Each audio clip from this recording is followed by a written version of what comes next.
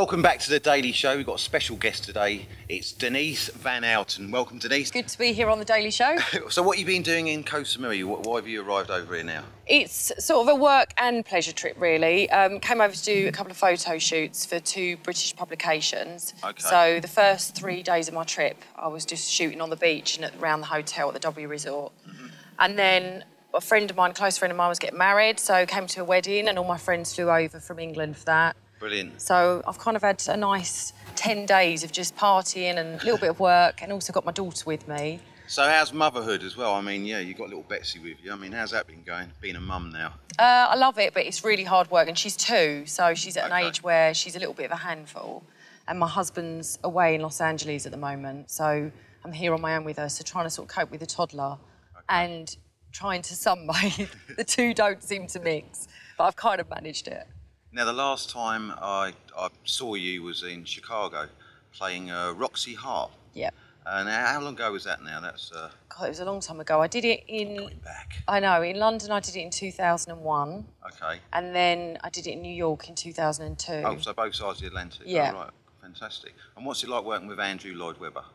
It's amazing. I mean, Andrew, I've got to know over the years as a friend now. The first time I worked with him was just after Chicago. I did a one-woman show called Tell Me on a Sunday, which was something that he wrote in the 70s, and it was a short piece, but he made it bigger and longer for me. So he basically wrote loads of new songs, and it became a piece that was standalone.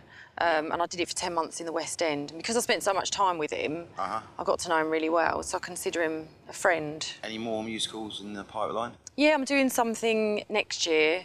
I've got a TV project before, and then I've co-written a one-woman show, because I actually enjoyed the experience of doing a show on my own. So you're co-writing as well? Yeah, so I've written this. It's something that I had in my mind for a long time, and I'm working with all of Kylie Minogue's production team, doing all the music, and so we've recorded an album to go with it. It's all ready to go, so as soon as I get back to England, I'll start workshopping it. Straight in there. Yeah. Now, I heard you doing a film with Keith Lemon. I've shot... The film?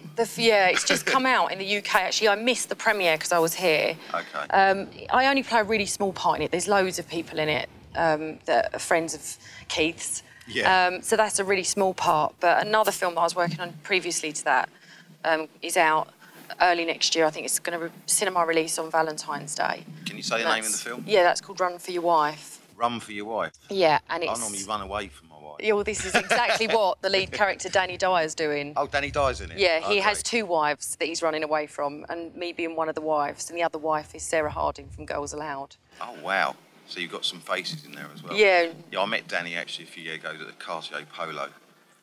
He just finished doing a film. I can't remember what it was called now, but it was hilarious. Yeah, he's funny. Yeah. He's good fun. And Keith Lemon, I mean, when we see him on TV, is he really that mad? He's nuts, and he's a bit of a... Because he's obviously a really good actor to play a character like that. When you go and do his shows, like I've been on Celebrity Juice a few times, he stays in character the whole time you're there. Yeah. So Lee Francis, who is the real person behind Keith Lemon, you never really see or get to know. I thought his real name was... No, it's not. It's Lee Francis. Only once I've met him when he's been out of character, and it was too weird for me that I didn't like it. Right. So he kind of knows now that it's better to just play this character and be that person. Because he's too freaky. He seems quite dull without the character. And tell me, what do you think about Koh Samui coming here and then staying at the W Hotel? This has been such a brilliant hotel to stay at. They've been so accommodating and lovely with having Betsy here as well. The people here are so nice. It's a great place for family. I came here, probably the first time was about 15 years ago. Yeah. So it's changed so much since then. And then previously came here 10 years ago, so this is my 3rd visit. I think I remember that. Yeah. You were staying at the waterfront. Yeah, that was it, yeah, which I loved. And I went back there the other day to have a look, and it hasn't changed. No, it's still the same. Yeah, but it's nice, you know, and I do really like the island. The shame of it is it is actually quite a long way to fly from England. 13 hours. It is, but only because I've got a little toddler with me. Yeah. Had I have had help on the flight, it would be a lot easier. Betsy, she's a lovely little munchkin. Yeah. I saw her earlier, she's a lovely little girl. Yeah, I kind of wish I could move the island closer to England. Yeah, don't we all? Yeah. But we're here now. Listen, thanks very much for joining us on The Daily Show. It's been a pleasure to speak to you. Pleasure. Good luck with the future. Thank you. Thanks very much, Denise.